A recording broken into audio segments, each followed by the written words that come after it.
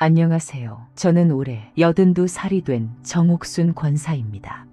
남편을 하늘나라로 보낸 지 벌써 10년이 넘었습니다.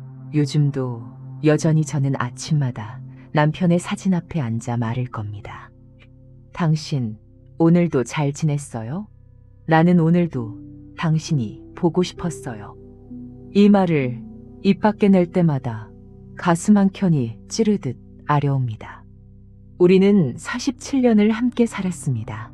처음 만난 날이 선한 봄날이었고 마지막 인사도 꽃이 피기 시작하던 4월이었습니다. 병원에서 숨을 거두기 직전 그는 제 손을 꼭 잡고 이렇게 말했어요. 옥순아, 나 없이도 하나님과 함께 잘 살 수 있지. 하나님이 너 지켜주실 거야. 그 말이 제게는 유언이 되었습니다. 사실 남편이 살아있을 때 저는 종종 그 소중함을 잊고 살았습니다. 그의 잔소리를 피하고 싶어 일부러 말수를 줄이기도 했고 때로는 냉랭한 말로 상처를 주기도 했습니다. 지금 생각하면 그 모든 사소한 말들이 얼마나 후회스러운지 모릅니다.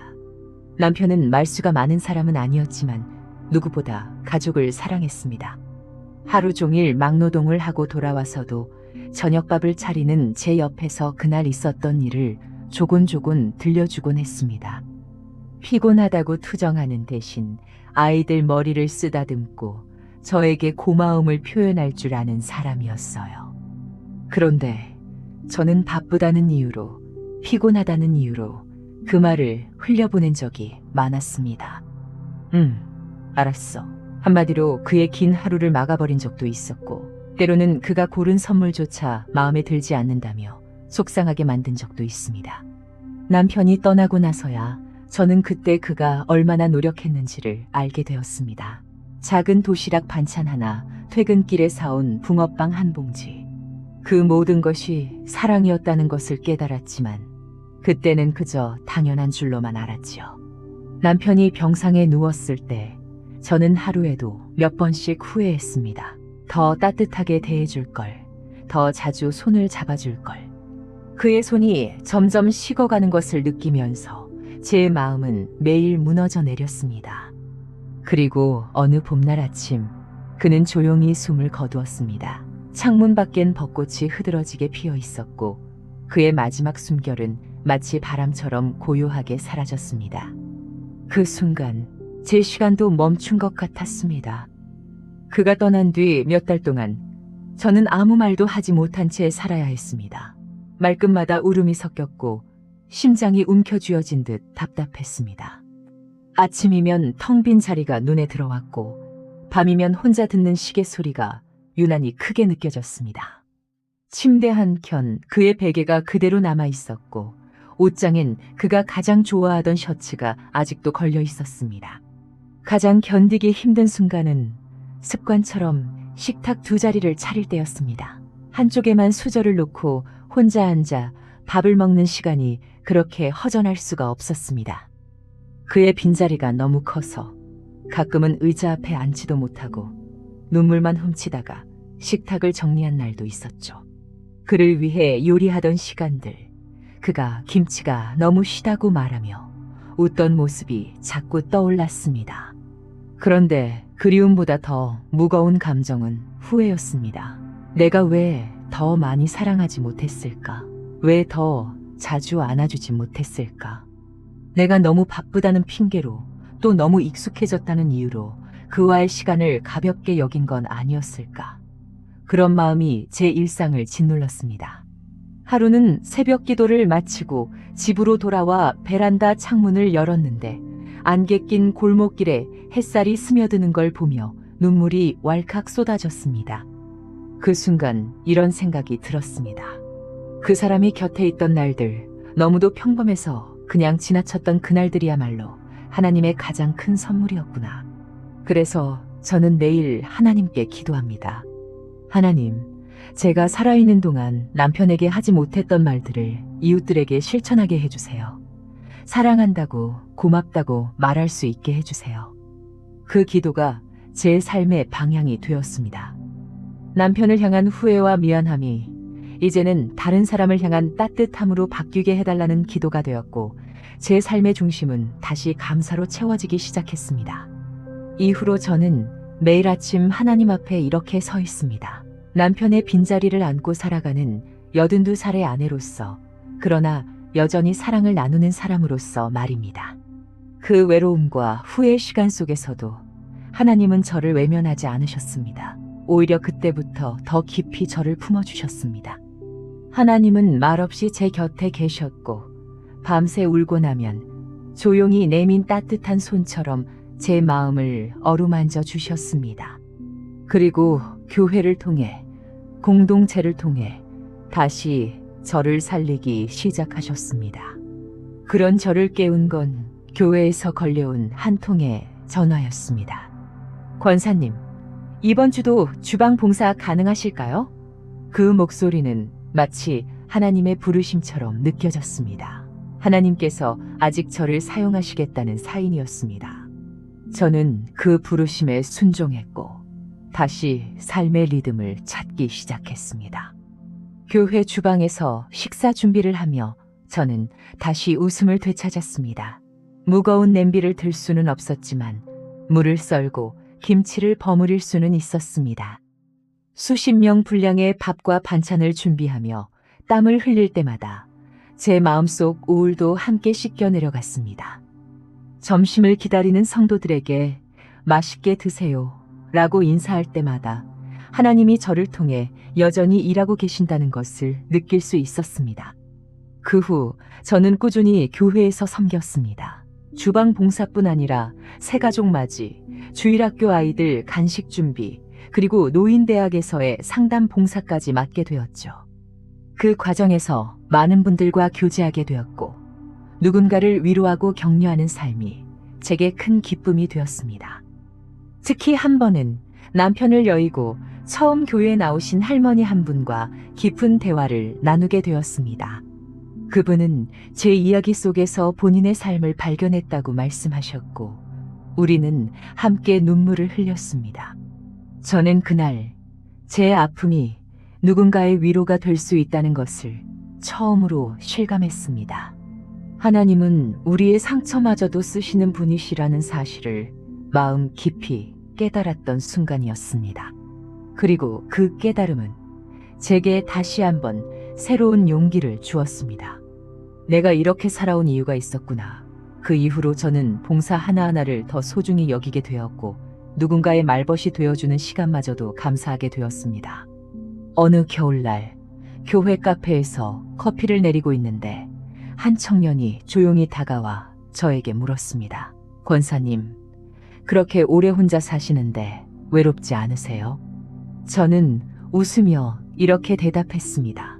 외롭죠. 하지만 하나님께 기도드리고 이렇게 만나는 사람들과 이야기를 나누면 그 외로움이 금방 사라져요. 사실 그 청년도 혼자 자취를 하며 마음이 지쳐 있었던 시기였습니다. 저는 그와 함께 따뜻한 차를 나누며 이야기를 나눴고, 며칠 뒤 그는 저에게 짧은 쪽지를 건넸습니다. 권사님과의 대화가 저에게 큰 위로가 되었어요. 감사합니다. 그 쪽지를 보고 저는 또 눈물을 흘렸습니다. 하나님은 제가 생각지 못한 순간에도 저를 통해 누군가를 위로하시는구나. 그런 확신이 들었기 때문입니다. 하루는 복지관에서 봉사활동을 마치고 집으로 돌아오는데 길가에서 비를 맞으며 우산 없이 걷는 노인을 보게 되었습니다. 그냥 지나칠 수도 있었지만 저는 제 우산을 내어드렸습니다. 그분은 손을 꼭 잡으며 이런 친절은 오랜만이네 라고 하셨고, 그 짧은 만남이 하루 종일 제 마음을 따뜻하게 해주었습니다. 이처럼 작은 섬김이 누군가의 삶에 큰 울림을 줄 수 있다는 것을 알게 된 이후 저는 더 자주 웃고 더 자주 손을 내밀게 되었습니다. 하나님께서 주신 시간과 삶을 나누고 싶다는 마음이 제 안에서 끊임없이 피어났습니다. 물론 여전히 남편의 빈자리는 큽니다. 특별히 명절이 다가올 때면 더더욱 그렇습니다. 식탁을 차리고 조용한 거실에 앉아 있을 때 예전 같으면 남편이 리모컨을 이리저리 돌리며 뉴스를 보던 모습이 떠오릅니다. 그런 날엔 여전히 눈물이 앞을 가리곤 합니다. 하지만 이젠 그 슬픔이 저를 무너뜨리지 않습니다. 그리움은 감사로, 후회는 나눔으로 바뀌어 제 안에 머물고 있습니다. 그리고 그 모든 변화는 하나님이 제게 주신 새로운 은혜의 모습이라고 믿습니다. 이렇게 저는 남편의 빈자리를 이웃과의 관계, 봉사와 나눔으로 채워가며 살고 있습니다. 그리고 그 삶이 생각보다 더 따뜻하고 충만하다는 것을 매일 새롭게 느끼고 있습니다. 제가 80이 넘은 나이에 이렇게 새로운 삶을 누릴 수 있는 것은 오직 하나님의 은혜라고밖에 말할 수 없습니다. 사람들은 나이가 들면 새로운 일은 없다고 생각하지만 저는 오히려 나이가 들수록 더 새로워지는 은혜를 경험하고 있어요. 몇 년 전 교회에서 시니어 스마트폰 교육을 시작한다고 해서 망설이다가 용기를 내어 참여했습니다. 처음엔 문자 보내는 것도 서툴고 화면을 넘기는 데에도 시간이 걸렸습니다. 그런데 친절한 청년 선생님들이 하나하나 도와주었고 저는 드디어 딸과 영상통화를 할 수 있게 되었어요. 딸과 손주들의 얼굴을 실시간으로 볼 수 있게 되었을 때 저는 정말 눈물이 났습니다. 엄마, 너무 잘했어요. 그 한마디에 저는 그날 밤 감사일기를 2장이나 썼습니다. 하나님이 제게 아직도 배울 수 있는 용기와 기회를 주셨다는 사실이 저를 가슴 벅차게 했습니다. 그리고 요즘은 작은 기쁨들을 더 많이 느낍니다. 복지관 친구들과 뜨개질을 하면서 도란도란 이야기 나누는 시간, 교회 주일 예배 후에 어린아이들이 와서 안기며 할머니 안녕하세요 하고 인사해주는 시간, 이런 순간들이 저에게는 천국의 조각처럼 느껴집니다. 특히 올해 초에는 제 삶에서 가장 감동적인 일이 있었습니다. 교회에서 80살 이상 된 성도들을 위한 간증의 밤을 열었는데 그 자리에서 제가 간증을 하게 된 겁니다. 사실 처음엔 거절하고 싶었습니다. 많은 사람들 앞에서 내 이야기를 꺼낸다는 것이 너무 두렵고 떨렸기 때문입니다. 하지만 기도 끝에 순종하게 되었고 마이크를 잡고 남편과의 이야기, 외로움과 후회, 다시 시작된 봉사와 감사의 삶을 차분히 풀어놓았습니다. 말하는 내내 사람들의 눈동자가 흔들리고 고개를 끄덕이며 눈물을 훔치는 모습을 보았습니다. 간증이 끝났을 때 한 집사님이 저를 꼭 안아주시며 이렇게 말씀하셨어요. 권사님 이야기를 듣고 나니까 저도 다시 감사하고 싶어졌어요. 마음이 따뜻해졌어요. 그 말을 듣는 순간 저는 깨달았습니다. 아, 내가 살아온 시간, 눈물 흘린 그 밤들이 헛되지 않았구나. 하나님은 나의 모든 눈물을 기억하셨고 그것을 다른 이의 위로로 바꾸어 주셨다는 것을요. 그날 이후로 저는 다시 기도하기 시작했습니다. 하나님, 저를 통해 더 많은 이들이 위로받게 해주세요. 저의 작은 삶도 누군가에겐 희망이 되게 해주세요. 그 기도를 드릴 때마다 제 가슴은 다시 따뜻해졌습니다. 삶이 아직 끝나지 않았고 하나님께서 여전히 저를 사용하신다는 그 사실이 제 하루하루를 살아가게 하는 힘이 되었습니다. 지금도 저는 매일 아침 눈을 뜨면 가장 먼저 하나님께 인사를 드립니다.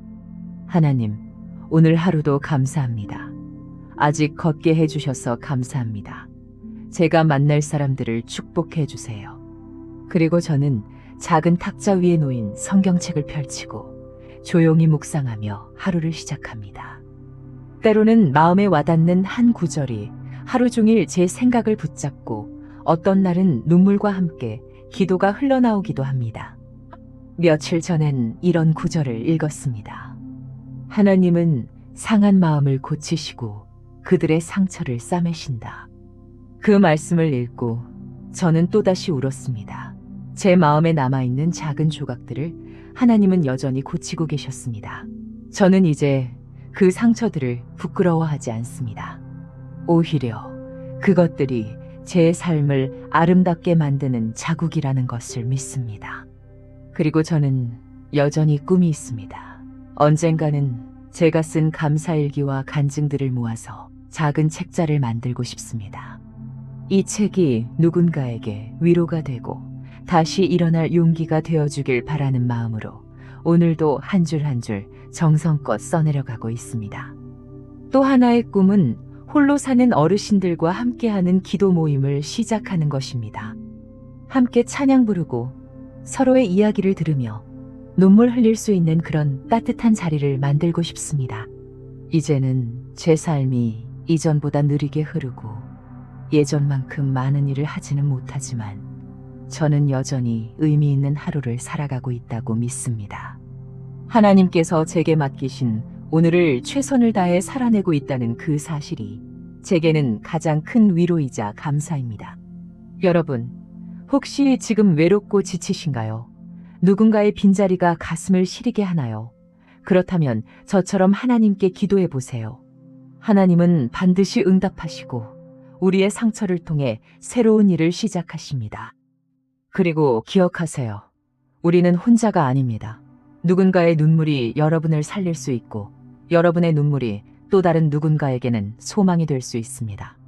그것이 바로 제가 82회를 살아오며 배운 가장 소중한 진리입니다.